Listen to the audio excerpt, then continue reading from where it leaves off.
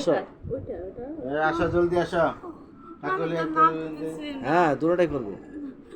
হ্যাঁ কাকুলি সরে জলদি চলো আসো, জলদি আসো, জলদি আসো জলদি আসো জলদি আসো, জলদি আসো জলদি আসো।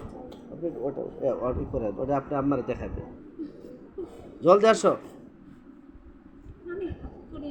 আপনাকে এক না আপনার মনে কন্ট্রোল কিছুই থাকতো না, সব অটোমেটিক হয়ে যাবে।